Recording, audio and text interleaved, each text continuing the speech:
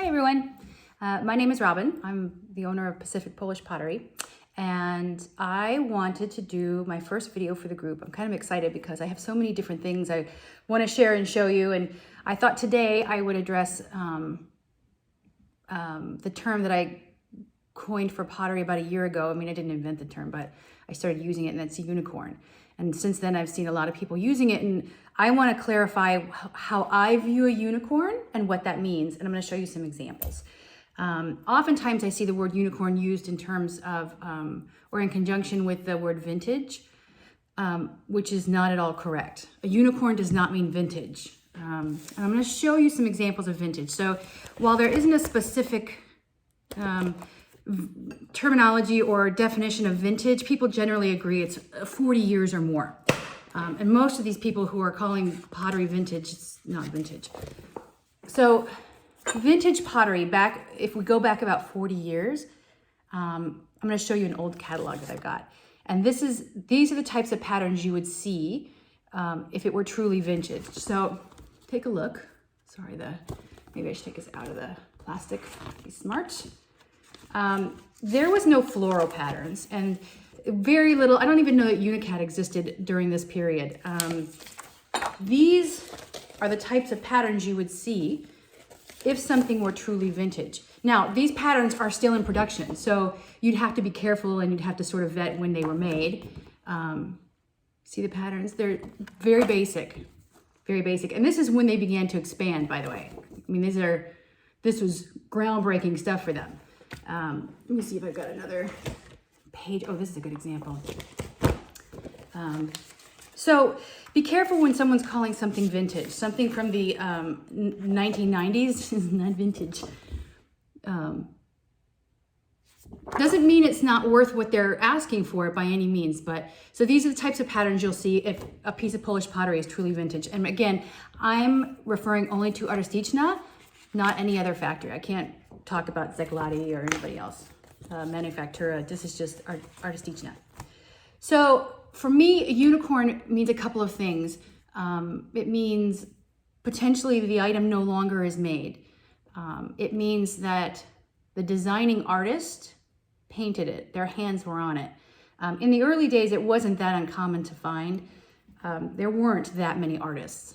Now you see their numbers are in the 900s, so there are a lot of people touching those pieces. So it means that the designing artist had a hand in painting it or painted the entire thing themselves. The piece is likely out of production. The pattern may be out of production. There are a number of factors that go into something where I determine whether or not it's a Unicat piece. It's a piece that generally you may not see again. So I'm going to show you a few examples of what I consider to be unicorns. None of these are vintage. None. In fact, I don't carry any vintage. So most of these are Iwika pieces. So we're going to start with this one. Cheese Lady.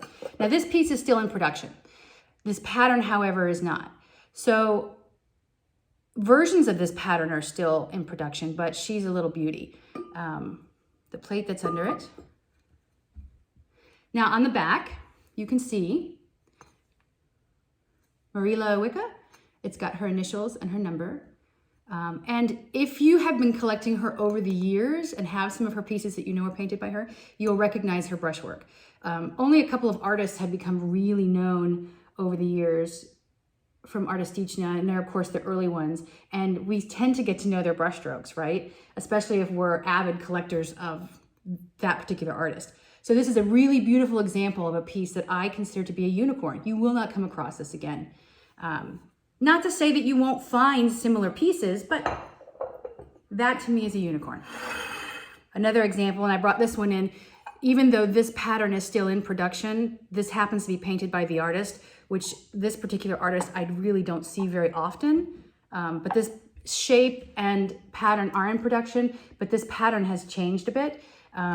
So this is Linkowitz. You can see in the back. I don't see too many actually with their initials painted by them. And I loved this pattern because back in the day, this was really striking. When all of the patterns were, I showed you the older patterns, they all came from cobalt blue. And you know why cobalt blue exists is the main theme in pottery? It's because it's the only color that fired consistently.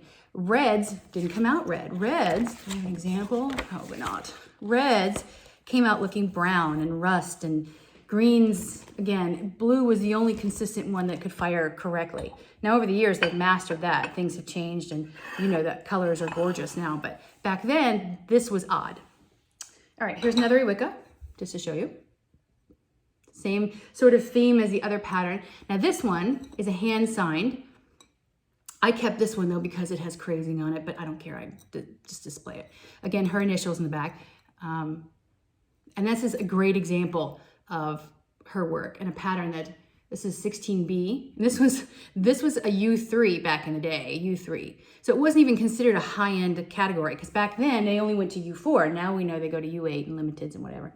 But this was a U3. Kind of funny if you think about it. I got two more pieces. So this piece is not only not in production anymore, but it's painted in, I'm going to do a video on this, by the way, these patterns. It's painted in the old style of 408. 408 was considered high-end, and it has the initials of the artist on the back. So he painted it,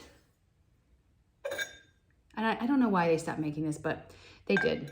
It's gone. All right, last piece, which I also believe is in a Wicca, and this is this is just tape on the top. So this is a lamp. This is in a Wicca pattern 69.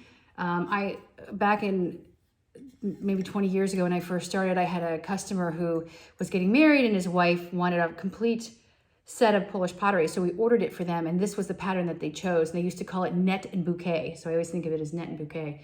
And it was, I didn't like the pattern to begin with, but when they ordered a complete setting and we had it all spread out, it was amazing, as they normally are. This one is actually hand signed. It's hard to see because the base has been added to it, but, and so she designed this pattern and she painted this pattern. And again, this is the same, oh, sorry, I've got a lot of reflective light in here. So this is, her work here is very similar to this, I mean, you sort of start to understand what their styles are. So this is a unicorn piece. It is no longer in production. The pattern is no longer in production, and it was designed and painted by the artist, the same artist. So that is how I see unicorn. So when now you have retailers who are describing things as unicorn, and then they say vintage in the same sentence, it drives me bonkers. But to each their own. You are the client, you decide what you want. If you like the piece, I guess that's all that matters. How you define it doesn't make it any different. So that's my first video. It's just on what is a unicorn and what isn't. We have a lot of them on the site, and you know, they're a lot of fun to find. And retailers are not the only places that have these. You can find them all over. I still search eBay. I find pieces on there that sometimes people don't really realize what they are, and I'm giddy because I have holes in my own collection that I'm continually looking for. So they're few and far between these days. I think a lot of people hold on to collections, and especially back when they bought these, they were very expensive. It wasn't quite like the scene is today. And you have the limited editions and you have the U8s now. It was very different, but a U4 pattern was still very, very pricey. So anyway, all beautiful. And that to me is what a unicorn is. So